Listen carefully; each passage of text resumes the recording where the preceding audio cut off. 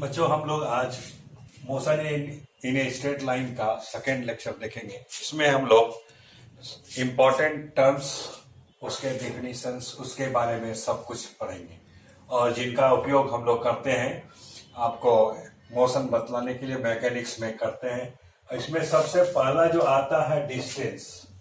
Distance जो होता है ये निकालने के लिए डिस्टेंस ये होता है length of actual path. Length of actual path ये हमारा एक लेंथ है ऑफ एक्चुअल पाथ, तो ये हमारा स्केलर क्वांटिटी होगा। इसका आपको यूनिट जो कि लेंथ है तो लेंथ का यूनिट होगा मीटर।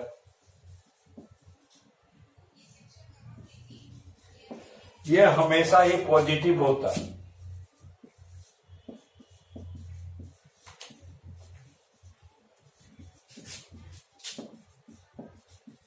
और कभी भी ये घटेगा नहीं, तो मतलब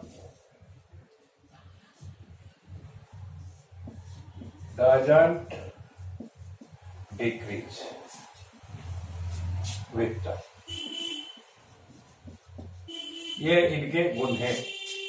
अब मान लेते हैं कि कोई बॉडी यहां हमारा ऑरिजिन पर है, किसी टाइम पर ये इधर से मोशन किया और ये एक्स एक्सिस के एक लॉन्ग ये ए तक गया। ए यहाँ एक्स इक्वल्स है 40 मीटर। फिर ये वापस आया इधर से ए से इस पॉइंट बी पर और यहां पर आकर के एक्स जो है हमारा -20 मीटर। तो हमारा डिस्टेंस जो होगा, distance length of the actual path S equals क्या होगा ओ ए प्लस ए बी। यह हमारा ये 20 आपको 40 प्लस 20 इक्वल्स 60 मीटर हुआ। ये कभी डिक्रीज नहीं करता, कभी निगेटिव नहीं होता, ठीक। और अब इसके साथ साथ आता है डिस्प्लेसमेंट। डिस्प्लेसमेंट क्या है उसको देखते हैं। डिस्प्लेसमेंट समझते हैं, डिस्प्लेसमेंट कैसे निकालेंगे किसी भी पार्टिकल का। तो देखते हैं डिस्प्लेसमेंट।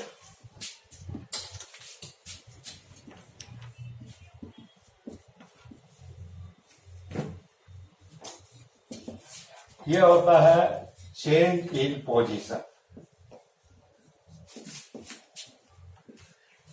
पोजीशन हमारा एक वेक्टर क्वांटिटी है। पोजीशन वेक्टर हमने पिछले लेक्चर में पढ़ा कि पोजीशन वेक्टर क्या होता है, एक्स आई प्लस वाई जे प्लस जेड के, जहां एक्स वाई और जेड क्या है कोऑर्डिनेट्स हैं, एक्स वाई जेड कोऑर्डिनेट्स हैं पार्टिकल के। और यहां वो हमारा एक वेक्टर क्वांटिटी होगा। तो ये पोजीशन, ये हमारा चेंज इन पोजीशन है, तो ये हमारा हो गया ए वेक्टर। यूनिट वही मीटर होगा। और third it may be negative.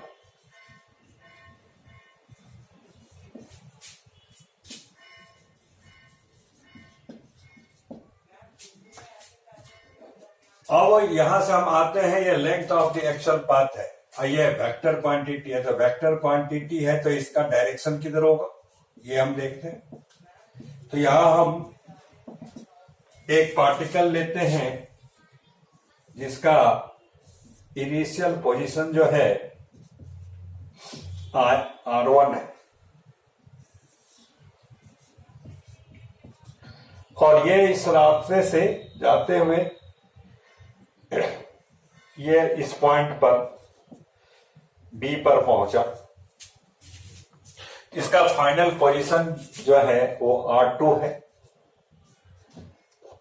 तो ये हमारा यहां से इसको अगर मिलाएं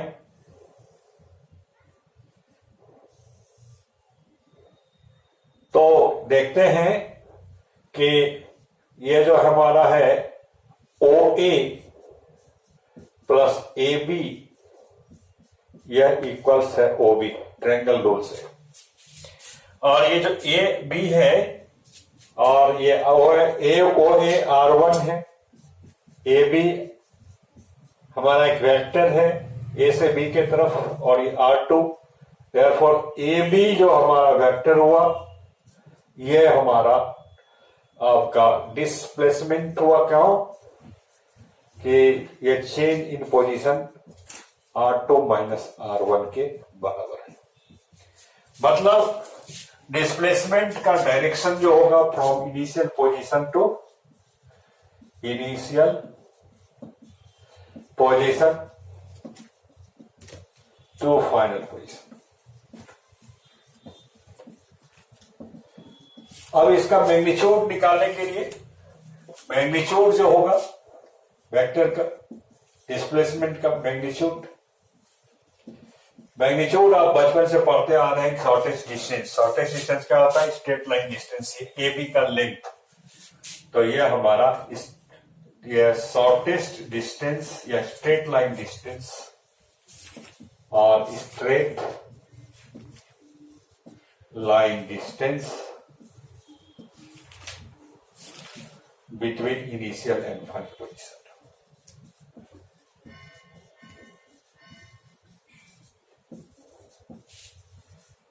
यह हमारा मैग्नीट्यूड हो।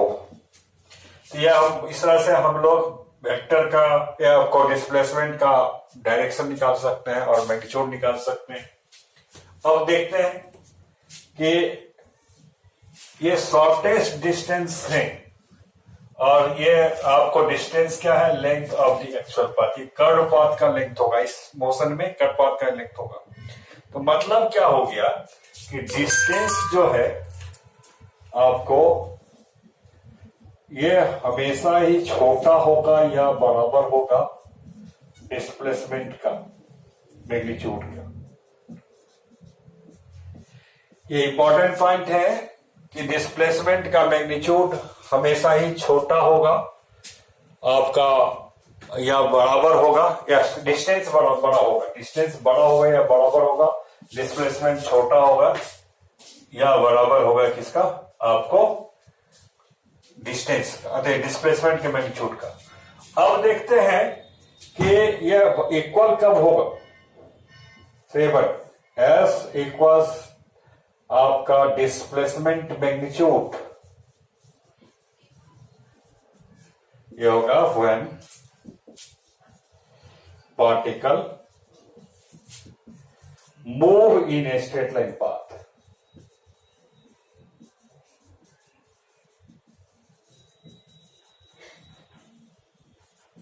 and doesn't change direction, doesn't change direction।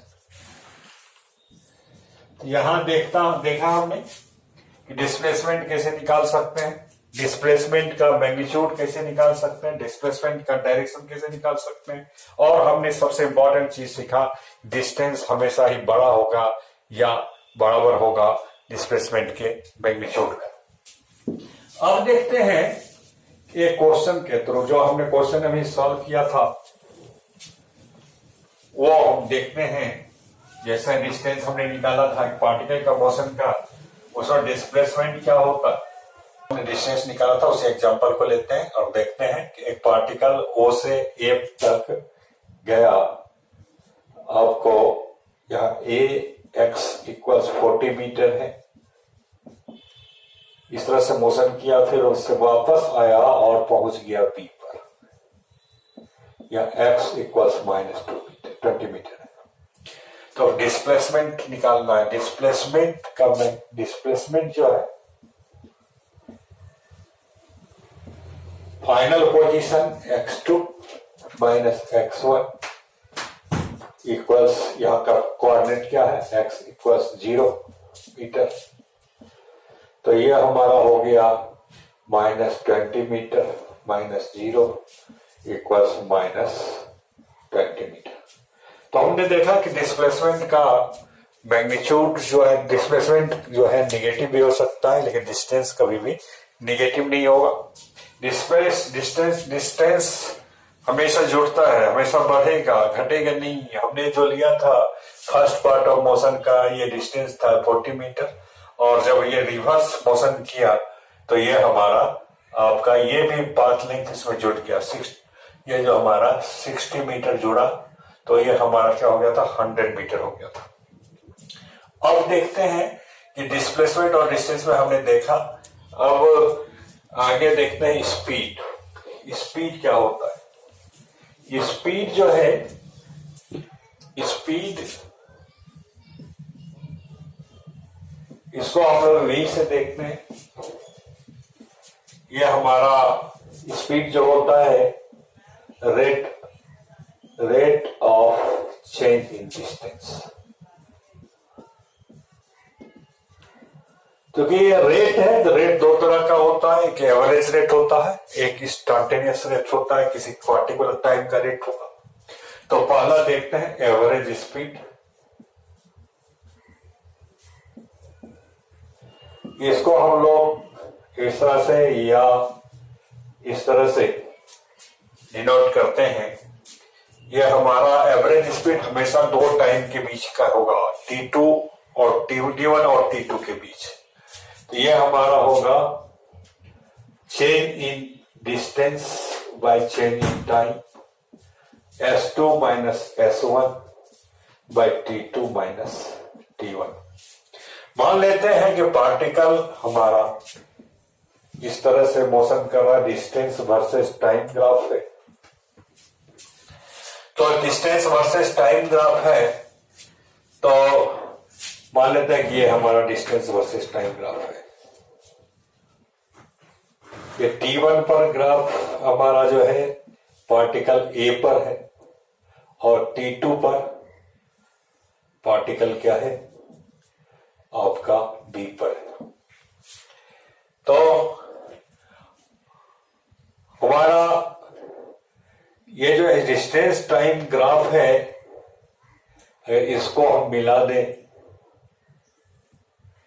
तो ये हमारा हो गया डेल्टा S, और ये T2 माइनस T1, या S2 है, ये हमारा S2 है, ये S1 है। तो क्या है कि S2 minus S1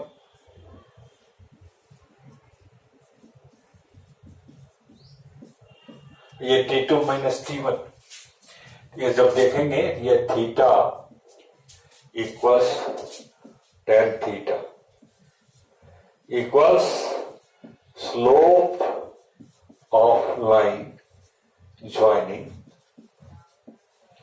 to corresponding points। तो हमने देखा कि अगर ग्राफ दिया हुआ हो,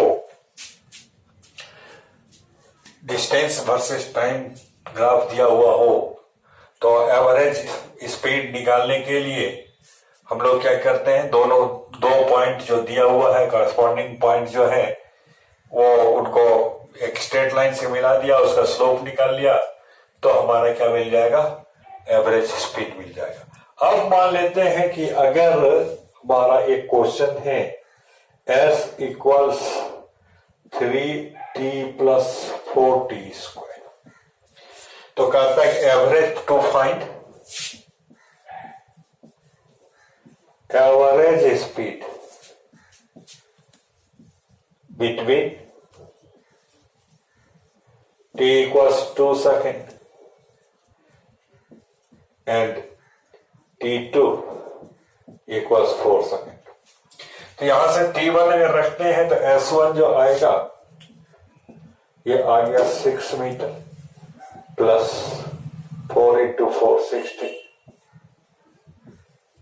22 मीटर। तो ये हमारा S2 equals 12 metre plus 64 metre 76 metre. अब एवरेज स्पीड अगर निकालेंगे तो S2 minus S1 upon T2 minus T1, S2 76 minus 22, तो फिर equals 54 by 4 minus 2 equals 27 metre per second. तो 27 मीटर पर सेकेंड हुआ एवरेज स्पीड जो हुआ। पहला चीज तो जब भी एवरेज स्पीड निकालेंगे वो दो टाइम के बीच में होगा, अलग अलग टाइम के बीच का होगा। दूसरा एवरेज स्पीड निकालने के लिए जो है T2 सेकेंड आपका फाइनल टाइम पर जो डिस्टेंस होगा उसमें से घटाएंगे जो इनिशियल डिस्टेंस है आपका, उसको घटा देंगे। तो 76 माइनस 22 हमारा 54 bye 2 equals 27 metre per second हुआ। इस तरह से हमने देखा अगर फंक्शन दिया हुआ एस वर्सेस टी का आपका रिलेशन दिया हुआ है तो आप दो डिस्टेंस निकालेंगे, दो टाइम के बीच का डिस्टेंस निकालेंगे और ऐसे इस तरह से difference in distance bye difference in time से हमारा एवरेज स्पीड निकालेंगे। ग्राफ दिया हुआ है तो दो जो करस्पॉन्डिंग पॉइंट होगा उसको आइडेंटिफाई करेंगे, उसे जो है कनेक्ट कर देंगे एक स्ट्रेट लाइन से, उस स्ट्रेट लाइन का स्लोप निकालेंगे। इस तरह से हमने स्पीड को निकालना सीखा। ये स्केलर क्वांटिटी है, इसका जो यूनिट होता है मीटर पर सेकेंड होता है। स्पीड हमेशा ही पॉजिटिव होगा क्योंकि डिस्टेंस घट नहीं सकता। डिस्टेंस जब नहीं घटेगा तो डेल्टा एस हमेशा पॉजिटिव होगा। तो डेल्टा एस पॉजिटिव होगा तो ये हमारा T2 minus final time minus initial time भी हमेशा पॉजिटिव होगा। तो डिस्टेंस आपका एवरेज स्पीड हमेशा क्या होता है, पॉजिटिव होता है। अब देखते हैं कि इंस्टैन्टेनियस स्पीड। इंस्टैन्टेनियस स्पीड क्या है? आपको speed at any time t, speed at any time t। तो हम देखते हैं इंस्टैन्टेनियस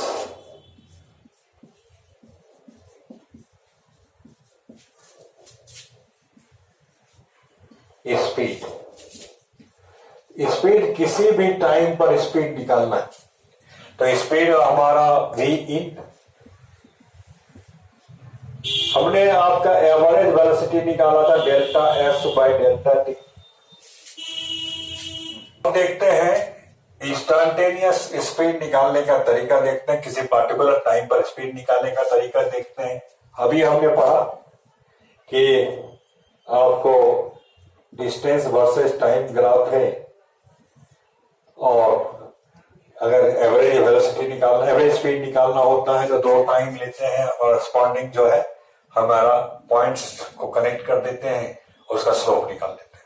लेकिन यहां क्या है कि यहां मान लेते हैं इस टाइम पर हमको निकालना है टी पर, हम लोग क्या करेंगे, दो पॉइंट लेना होगा क्योंकि ये रेट है, दो पॉइंट लेंगे। लेकिन क्या सेकेंड पॉइंट जो होगा बहुत ही क्लोज ले लेंगे इस पॉइंट का। तो डेल्टा क्या होगा, इसको हम लोग बोलते हैं limit delta T tends to 0। तो इस तरह से जब ये बहुत छोटा इंटरवल ले तो ये जो लाइन होगा ये आपका दो पॉइंट को मिलाने वाला एक ये हमारा टेंजेंट हो जाएगा, टेंजेंट होगा इस पॉइंट पर और this equals D S Y D T, symbol में लिखते हैं D S Y D T. ये डिफरेंशियल निकालेंगे तो आपका क्या है आपका एस टी टाइम ग्राफ का जो है डिफरेंशियल निकालेंगे, या क्या करेंगे पोजीशन, अगर पोजीशन वर्सेस टाइम रिलेशन दिया हुआ है तो इसका को डिफरेंशिएट करेंगे, पोजीशन जो है फंक्शन को डिफरेंशिएट करेंगे टाइम के रिस्पेक्ट में। ये आ जाएगा, ये अगर सही है तो 10 सही के बराबर होगा। ये हमारा slope of tangent drawn at corresponding point।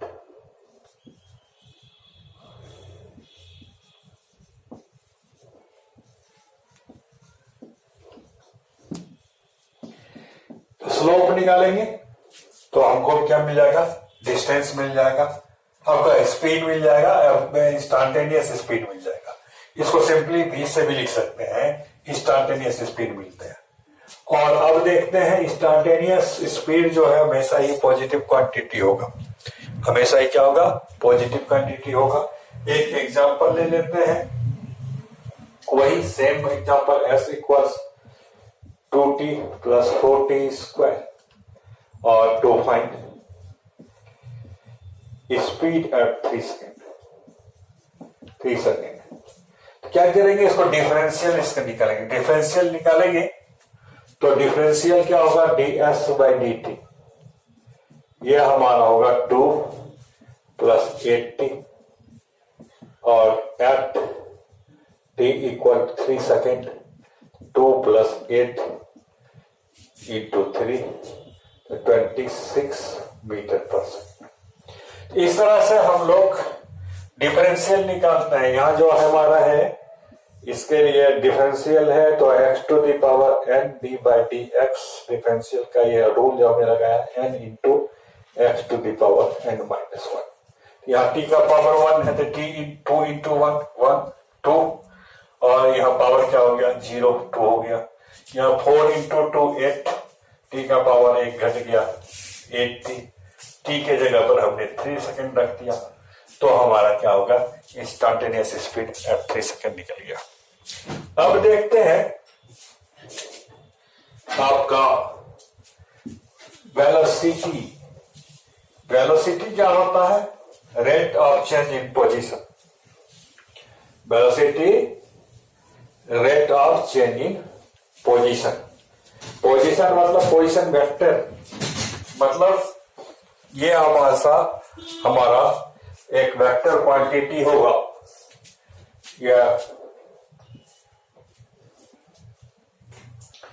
Velocity.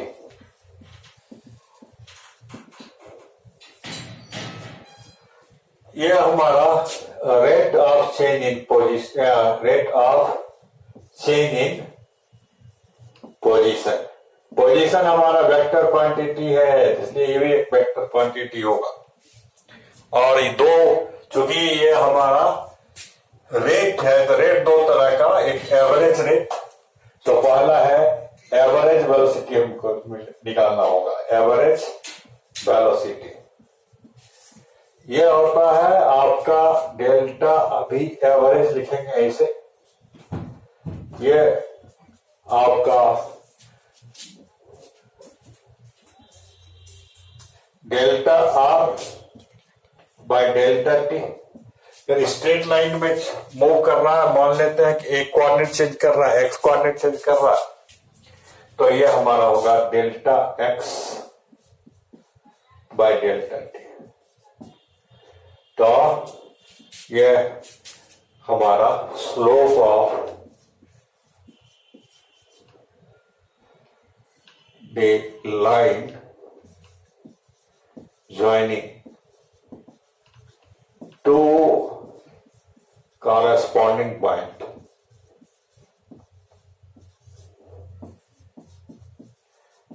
on xt graph। ये स्ट्रेट लाइन मोशन में इस तरह से निकालेंगे। अब यहां देखते हैं कि अगर आपको प्लेन मोशन है, एक पार्टिकल यहां है और यहां गया, चेंज इन पोजीशन हमारा डिस्प्लेसमेंट हो गया, और चेंज इन टाइम यह हमारा r1, ये r2 है, ये डेल्टा r है पोजीशन, ये a b, ये origin.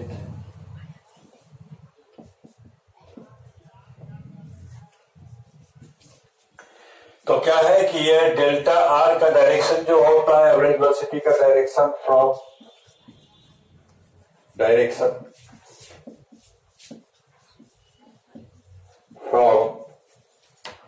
Initial position to final position.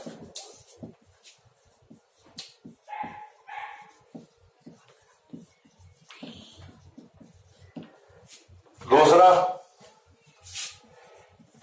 Velocity का जो मैग्नीट्यूड होगा, बी एवरेज का मैग्नीट्यूड ऑफ डिस्प्लेसमेंट निकालेंगे बाय टाइम इंटरवल। अब देखते हैं कि अगर एच डिस्टेंस हमेशा बड़ा होता है या बराबर होता है डिस्प्लेसमेंट के मैग्नीट्यूड का, इसका मतलब ये हुआ कि delta S by delta T equals delta R का मैग्नीट्यूड बाय डेल्टा टी। ये जो हमारा होगा एवरेज स्पीड,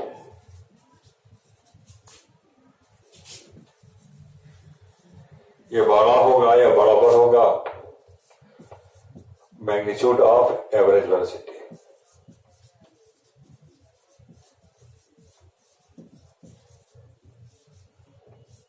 और बराबर कब होगा? जब पार्टिकल हमारा ये डिस्टेंस और डिस्प्लेसमेंट मैग्नीट्यूड बराबर होगा, मतलब पार्टिकल स्ट्रेट लाइन पर मूव करना चाहिए और इसका डायरेक्शन चेंज नहीं करना चाहिए। तो यहां तक हमने देखा एवरेज स्पीड निकालने का तरीका, और आपको स्ट्रेट लाइन मोशन में स्लोप करके निकालते हैं। प्लेन मोशन होगा तो हम लोग क्या करेंगे, इनिशियल पोजीशन से फाइनल पोजीशन के बीच का डिस्प्लेसमेंट निकाल लेंगे और टाइम इंटरवल से डिवाइड कर देंगे। डायरेक्शन होगा from initial position to final position. अब देखते हैं इसके बाद आता है इंस्टेंटेनियस वेलोसिटी। इंस्टेंटेनियस वेलोसिटी क्या होता है?